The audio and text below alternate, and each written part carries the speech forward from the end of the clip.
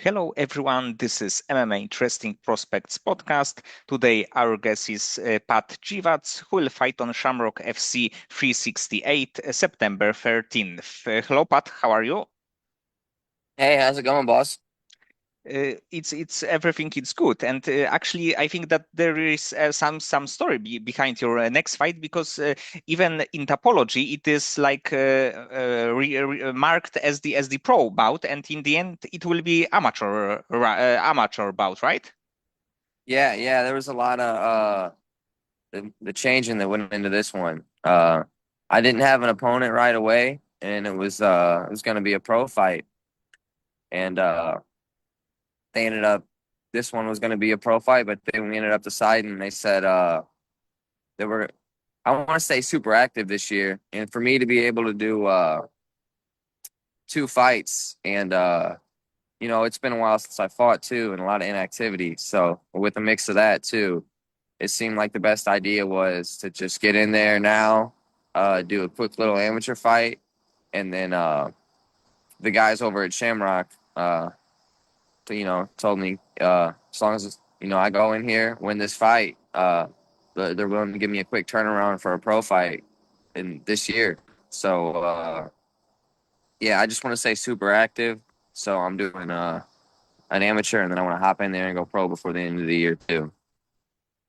So I think that because of your break, it's actually a very good idea because after this kind of break, it may be some question about your even like being in the cage like ring rust. Yeah, yeah. Ring rust is always a thing. Anytime it's been a while since someone walked in there, that's always a question. But I never stopped training. I had some fights fall out, very last minute, unfortunate events, and it I man, I trained hard. I had a few fight camps, so the fights didn't come through. But I've been getting better and better. So it's not like I took a vacation for a year and a half off. I've been getting better at fighting and training. But that's not fighting in the cage. So that's where the question comes in. And actually, you on topology page you had a lot of cancel bouts, so it also can be a little bit frustrated that you are preparing yourself for a big challenge, and in the end there is no fight. Yeah. I mean, absolutely. But I'm confident that I'm going to be very active. I before I this long cancellation sheet and inactivity, I fought all the time. I was very active. So but I took a little break and I feel great and I'm healthy as I've ever been. So I'm gonna get right back to being active. So And did you have a chance to watch any of your opponent's fight? yeah, the kid's not bad. Uh, he grew up as a wrestler, so he likes to wrestle. Uh, you know, he's a decent wrestler. He's got uh he's got decent hands. Uh, but you know, he's 3-3, so obviously he's beatable.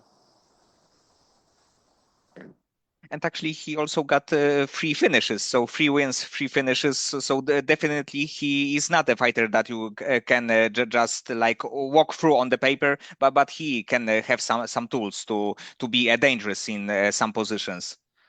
Yeah, for sure. I fought some dangerous guys with finishes, and it's a puzzle. I think he's got a decent left hand. I think he put a guy out with a left hand. Uh, he's got some strong punches for sure. Uh, but and he seems like he's definitely been beat up a couple of times. So as long as I follow a good game plan, I think I can take the same route to victory as some of those other guys. But yeah, like you said, I mean, it's cool. It's a fun story. He's got a dangerous finishing ability. So go in there and beat that. It'll be a great win.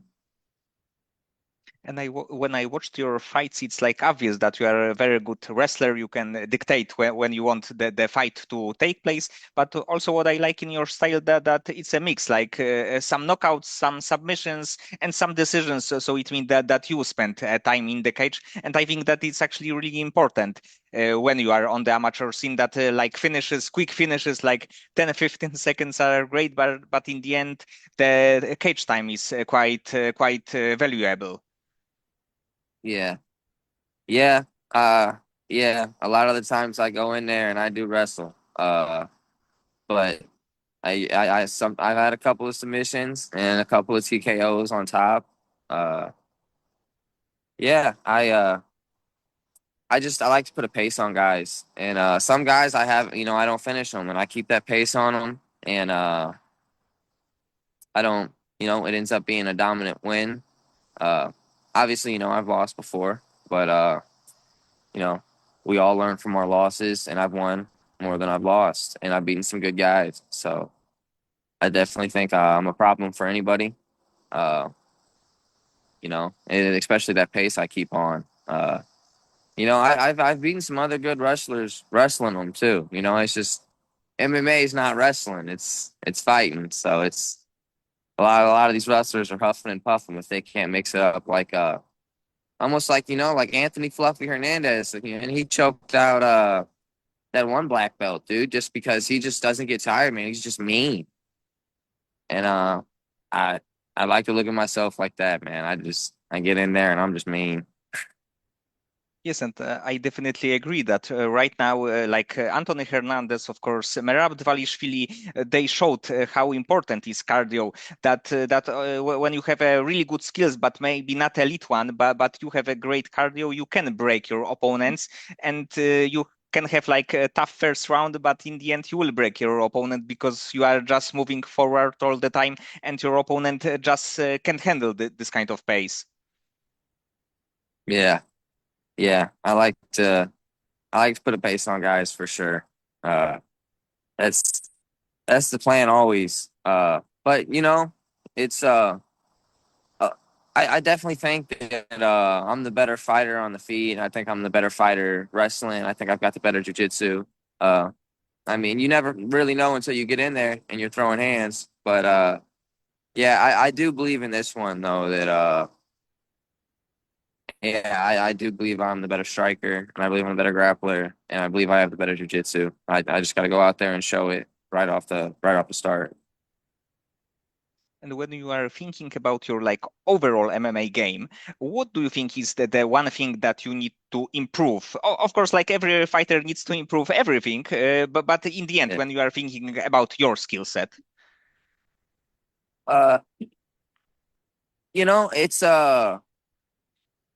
like you said, it's you want to get better everywhere. So it's hard to just, but me personally, the thing that I think I'm always pushing towards is I think I'll always want to have the best cardio for a fight, man. I think I'm always in the gym going rounds and rounds trying to be ready for the fight and I don't ever want to get tired. So that's the one thing I want to get best at. I want to which I do a good job keeping a pace on guys, but I want to get to the point to where, like you said, like Rob, man, round 5 looks like round 1 for him. And that's the ultimate goal. And I'm getting there. And I'm gonna keep trying until I go in there in the cage and show it, and I'm gonna keep doing it. But yeah, that's the ultimate goal is make round 3, round 5 look like round 1. and how old were you when you thought that MMA will be the thing that that you will want to do in your life? Uh, I grew up wrestling, so wrestling was my first love. So that was always really my main focus. But once I realized I didn't really want to go to college, man, I was like, okay, let me. I might as well fight. So I did. So I fought, and that's where I ended up. And I will truly say that I'm glad that that's how it ended up because I love fighting way more than I ever loved wrestling. And because you came to like MMA gym as the wrestler, so like how your beginnings in striking look like? Did you have like big problems at the beginning? Oh yeah, yeah. That was the biggest problem. Yeah, that was. I think every wrestler that first comes into MMA is that's their first problem. And my coach, he's a hardcore Brazilian, so there was no getting around learning striking. He's in, put the gloves on. We're gonna spar today on the feet, no takedowns. So it was, I got thrown in with the wolves right away, and I learned to keep my hands up. I learned to move, and then the more you hit pads, the more you hit the bag, the more you spar, you you learn how to fight. So 4 or 5 years later, uh, I, it's funny when I see a wrestler come into the gym and you're getting the best of them in sparring. You're like, man, I remember coming in being this guy. But yeah, it was that was definitely the first problem was having to learn the striking. So probably when you look back like 5 years ago, it's a good feeling right now when you see the progress that you made, that you are just not a fighter who needs to take opponent on the ground, but in the end you can easily fight in the stand-up. Yeah, yeah, it's definitely I look back on it and it's progress, and like I said in the beginning, you're never content. You always want to get better everywhere, and maybe I'm not the most elite kickboxer in the world, but I make it work in MMA. Maybe I'm not the best wrestler in the world, but I make it work in MMA. So I try to get better at MMA. Not I try not to just focus just on striking or just on wrestling. I try to bring it into MMA because it's a different cardio and it's a different pace, and the catch wrestling submissions are there. You know, punches off the clinch. The dirty boxing. So I try not to focus on any aspect, and I try to focus on just being better at the game that it is. You know, but a lot of times that's just solving a puzzle piece. You look at your opponent and you break them down and you say, "This is how I beat the guy." So And your current gym, is it the first gym, like full MMA gym that you came to? yep, yep, yeah, yeah. Lucas Lopez is my head coach, and he's been my head coach, and he's the one that taught me how to strike. He's the one that taught me jujitsu. Uh, yeah. I mean, I did like a couple months of jiu-jitsu before I came into an MMA gym, and I was just hitting the bag at the house, you know. But that was the first MMA gym where I took it serious. Yeah, that's where I'm at, and I've been there the whole time. My head coach has always been Lucas Lopes. He's the one that taught me how to fight. And in your gym, do you have fighters like you that maybe have amateur career, maybe they are early in their pro career, but the fighters that you can see the big potential in them? Yeah, yeah, yeah. My coach was really just at the end of his career. Whenever we hopped in the gym, so whenever me and some of the other guys came into the gym as rookies, he put his career on the backtrack, and he became a coach, and he pushed us all forward, and now we have a solid group of guys that are all looking to go pro very soon, high level amateurs. It's probably great because in the end you can like grow together because you are in the similar stage of your career. So maybe in a few years it will be like the big gym who has like fighters on the UFC level or really close to be signed to the UFC. Yeah, yeah, for sure. And we all want to make coach happy. Coach dedicates a lot of time to us, and he cares about us in our careers, and we want to do the best for coach. We want to do the best for us, and like you said, it's a whole bunch of guys that grew up together into the sport, so we all want to see each other do good, and it's nice, man. You know, being 0-0, getting our first win together. Where'd we go here? Uh, Yeah, but no, can you hear me? Yes, yes. Okay. Uh, but yeah, no, it's a group of guys. We all got our first wins together, and now my buddy Ernest Bowl is 4-1, fight or two from going pro. I'm 6-2, uh, fight away from going pro. So yeah, it's super cool to have this relationship with my buddies. And do you have some plan for your career for, let's say, next few years? That next year you would be like 3-0 pro and so on? Yeah, yeah. So you know, I get a plan in my head and I'm sticking to it. So I've got to go out here and win this fight. It's something I got to do. Have to do it. I'm gonna go out here and win this fight, and I'm gonna do what I have to do. And then I got to get a pro fight in before the end of the year, and then I got to string off sins, and then yeah, by the end of next year, I've got to be have at least 3, 4, 5 wins as a pro, and I've went on five fights, something like that, winning streak before, and I just got to do it again right now. That's in my head, and I got to do it again. Just like I think I lost my first amateur fight, and then in my head I was like, you know what? That's never gonna happen again, and I'm gonna go get a belt. And I went on a hardcore winning streak right there, and it's in my head that I'm doing that again. That's what I'm doing again. I'm going on that winning streak, and it's gonna happen by the end of the year. 4-0, 5-0 pro by the end of next year. I mean, and it's gonna happen. I just got to go on a winning streak. I've done it before, and I got to do it again.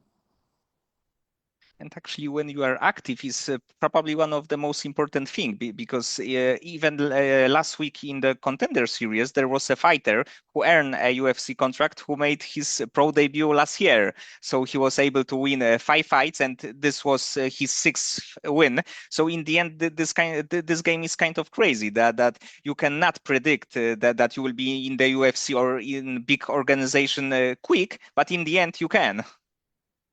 Yeah, yeah, it's that type of, it's not like baseball. You don't got to be in the best in college and then be the best in the minor leagues. You snap a quick. There's guys that are 4-4 amateurs that snap off 5, 6-0 winning streaks and end up looking good in the contender series and being in the UFC. I mean, I've seen it before where I'm looking at guys' records and the prelims and stuff, and I'm like, wow, this dude was really 4-4 as an amateur, and now he cracked off 6 wins and he's in the UFC. So yeah, it's you get a good winning streak going and you go pro, you can see yourself in the big leagues quick, you know, and I, I'm gonna give it a shot. That's the goal. I just got to go on a winning streak like I've done before, and I got to do it now, and that's the goal. And are you a UFC fan? So, like, let's say Saturday night, there is some show, maybe pay-per-view, maybe some fight night. Do you watch the show? Every time, every card, I'm tuning in. I'm a huge fan. Uh, yeah, yeah, that's my sport. That's what I'm watching. And, I'll even play the video game. So, Merab against Cory Sandhagen. Who do you think will win? Man, Merab's. I don't see anyone beat Merab anytime soon. He is just too good. He's found a way to where he doesn't get knocked out. He's super hard to finish, and he wins rounds because he's the better wrestler usually, and you can't hurt him on the feet to steal a round. So he mixes in the takedowns. He looks good on the feet with his distance. He steals every round, and he doesn't get tired. It's hard to beat the guy. Yes, and I actually thought for a while before the first fight that maybe Sean O'Malley will be able to catch Merab with some punch because he's like really a precise striker. But in the end, we saw in both fights what happened, and in the end, like Merab was just a better fighter in these two bouts. Yeah, yeah, that's what I thought too. I thought if Sean might catch him, Sean is deadly. Sean's right hand, it takes one of them and you're done. And Sean couldn't do it. So I just don't see anyone doing it because Sean, what did they fight? Was it, he choked him out in like the third round, the second fight? Yes, Yeah, yes, so they first fought round. eight. Yeah. 8 rounds, and Sean never found it. So I don't know if anyone will find it. And if you can be a matchmaker for, let's say, one fight, like all the UFC fighters are included, which fight would you like to book? Uh,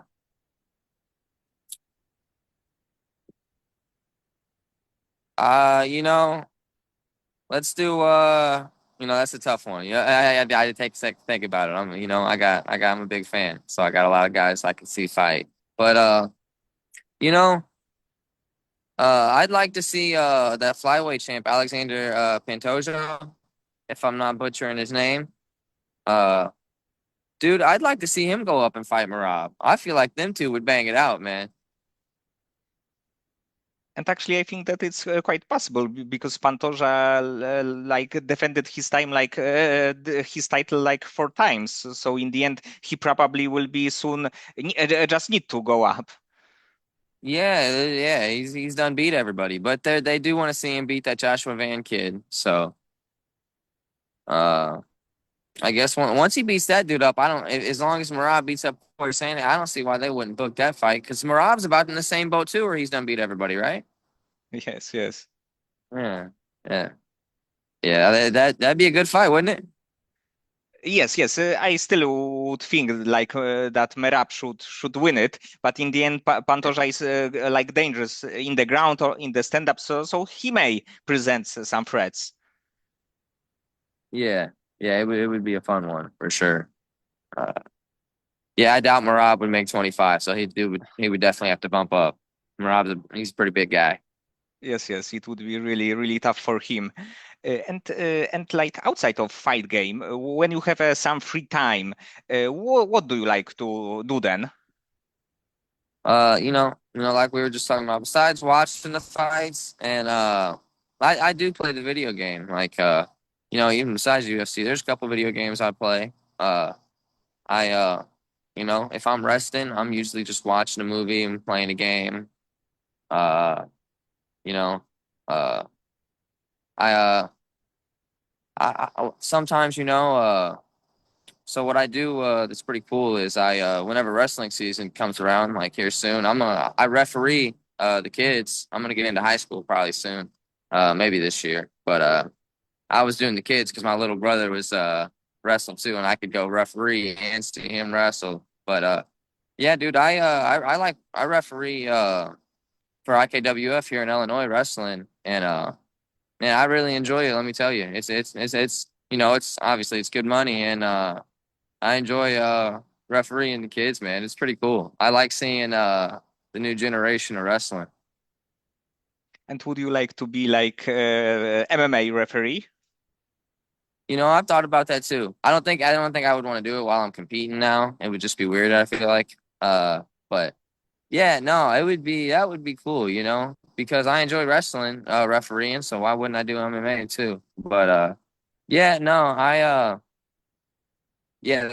definitely see myself, working in the MMA industry forever, whether one day it be refereeing or owning the gym and coaching or something. I think I'll definitely do something. Yes, and I think that like being a judge or being a referee is tough because when you are doing a really good job, nobody is talking about you. But if you screw something, definitely everybody will talk about you, and there will be definitely not nice things. Yeah, yeah, yeah, yeah, yeah. No one wants to tell you good job, but everyone tells you when you don't do a good job. But no, I'm a couple years into it now. I've gotten better at it, and you just realize that not everyone's going to agree with your cause, and it is what it is. But I know that I was a good wrestler, and I know wrestling, and so I I enjoy I enjoy it, and it is what it is. It's almost like a judge and a lawyer arguing in court sometimes. He's like, "Man, how did you see it like this?" And you'll be like, "Well, coach, this is what I saw. Sorry to break it to you. Go back to your seat." Yeah. So as long as you know what you're talking about, it's not too bad. When I explain something, I usually got a reason for it because I know wrestling. So Okay, Pat. So many thanks for the time and for conversation. I hope that you will win your next fight. You will win your pro debut next year, and of course, you will be active next year. Thank you. I appreciate the good wishes, brother. It was a good time talking to you. I hope I gave you some good, thoughtful answers and